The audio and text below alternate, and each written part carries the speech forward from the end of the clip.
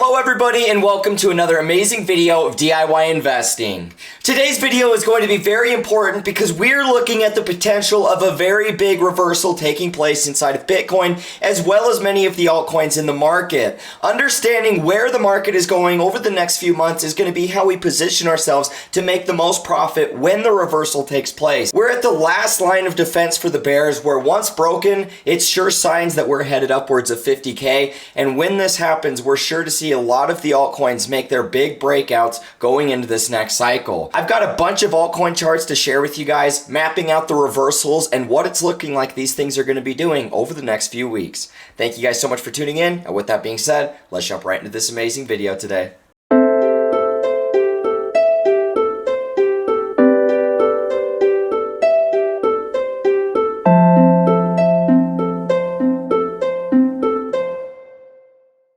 Alrighty guys, here we are to start off today's video. Now from this point on, you guys are actually going to be getting earlier uploads. I'm currently recording at almost 7:45, and so I'm starting to work out in the morning because my brother's got his basketball going on. So now the basketball season is starting.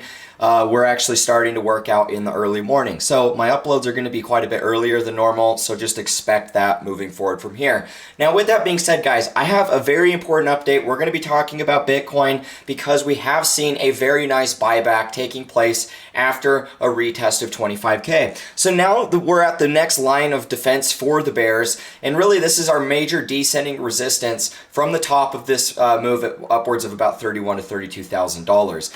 Now we've been at this descending resistance ever since, lower lows, lower highs, but in the big picture, even though we've seen this sell-off, all it really was a retest of this 25K level. We've been consolidating at this 25K level of support for 180 days approximately, and now with us most recently testing it again, we finally had a little bit of a buyback. Now from this point, we're going to have to wait and determine whether or not we're going to actually be able to break out. Now this is where things get really important guys, because remember in my last video, I was talking a lot about the S&P 500, and I said how what we really wanted to see was the SPX kind of continue uptrending inside of this channel, break out, and then make that next high. But obviously we've actually sold down from that point. And so to me, this is a big red flag, because what we're seeing is Bitcoin rallying upwards into resistance, and it did so over the weekend.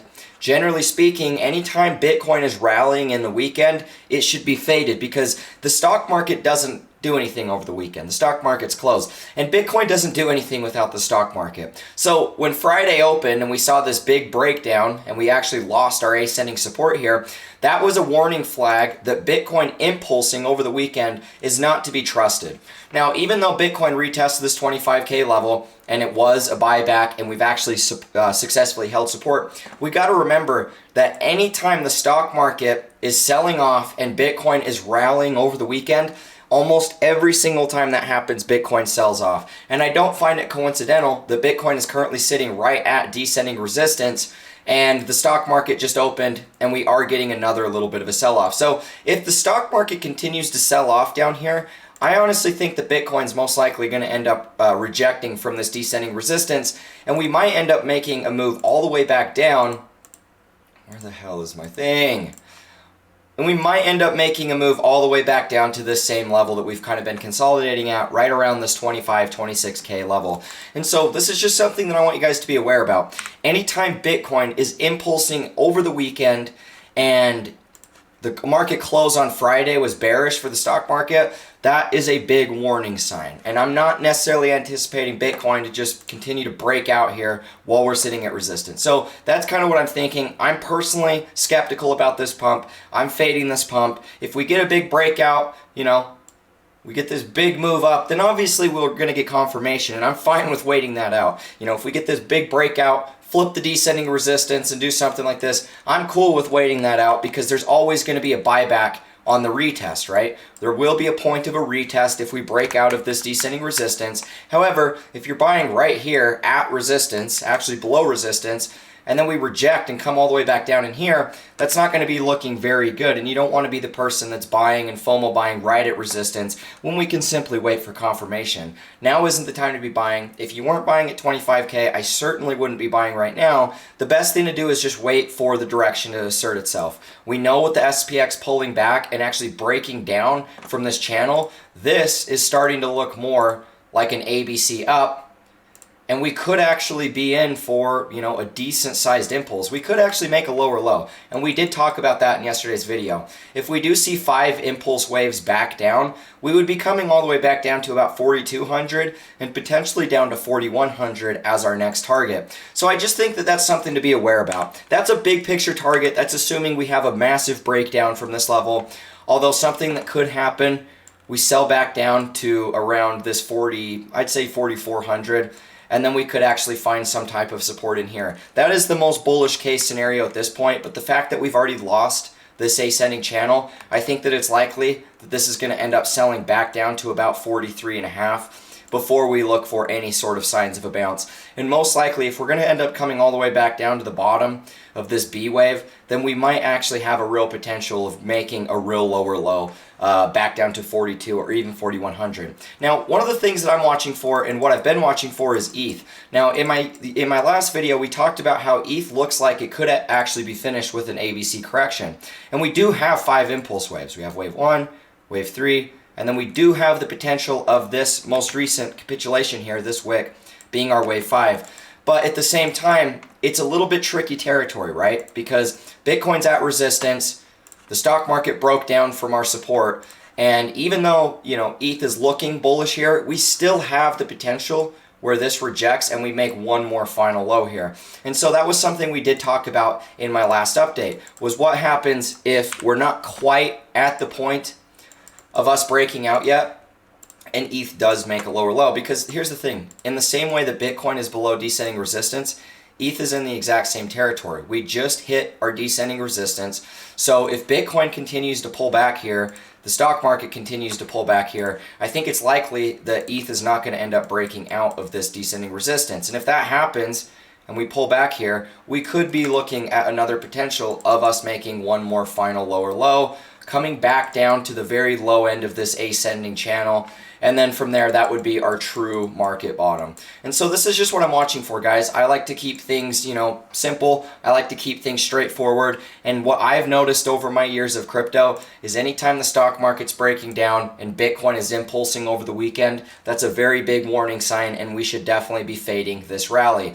Now, these are just some small things to keep in note of. If we do break down, we will be looking for one more lower low. But when we're looking at ETH to me looks a little bit better than Bitcoin does, but ETH is still below this descending resistance. However, if ETH can get a breakout, maybe we make a move upwards of about 1750, which would be the top of this high right here. If we can make a move up to 1750, I think that that's confirmation that we're in a reversal. That's, to me, what I'm watching for.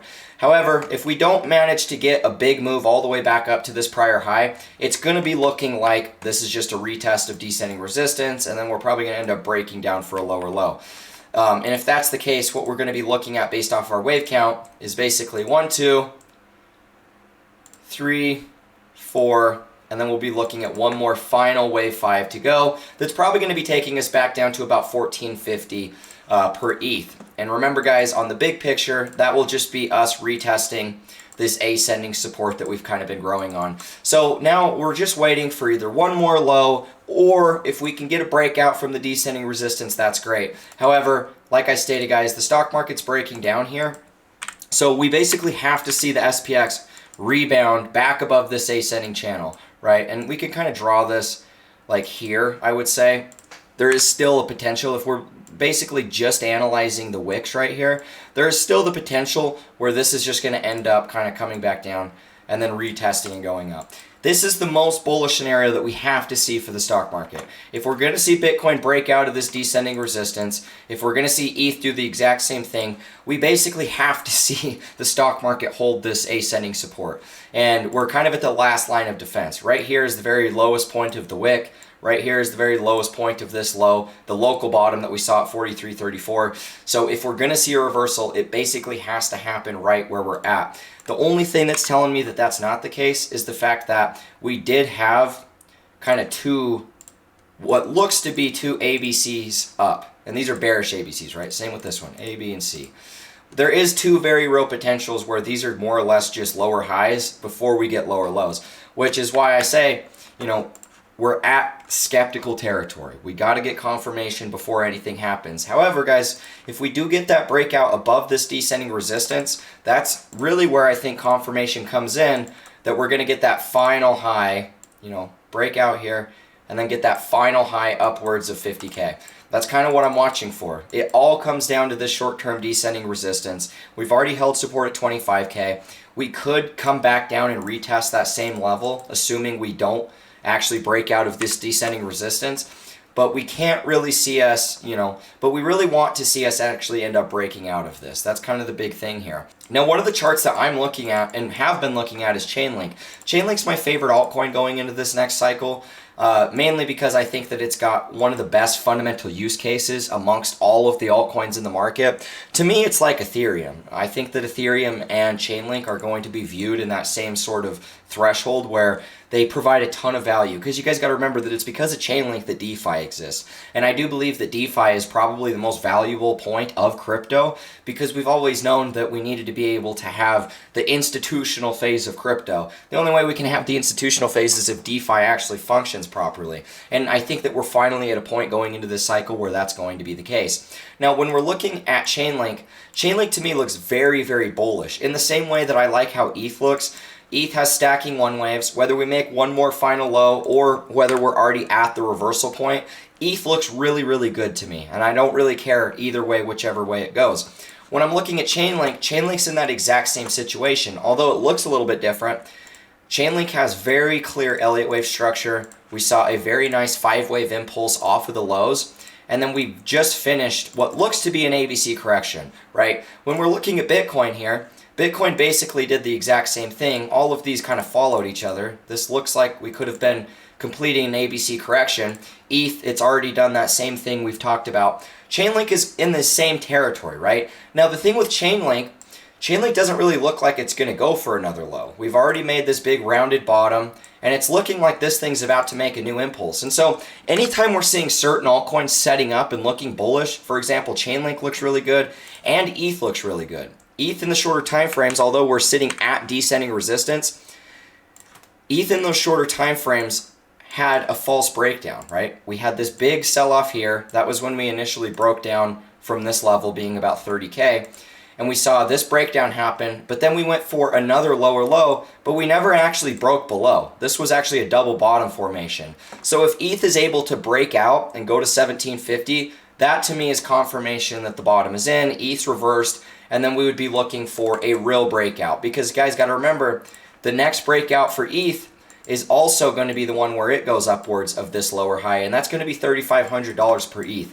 I think that all of the length of accumulation is taking place here. This is the foundation. Once the foundation is set and we start the next impulse, I think it's going to happen really quick. I don't think it's going to be a slow, methodical impulse. It'll be very quick. We'll have a decent pullback that follows after that. And you guys got to basically be ready before that happens if you want to be looking at capitalizing, right?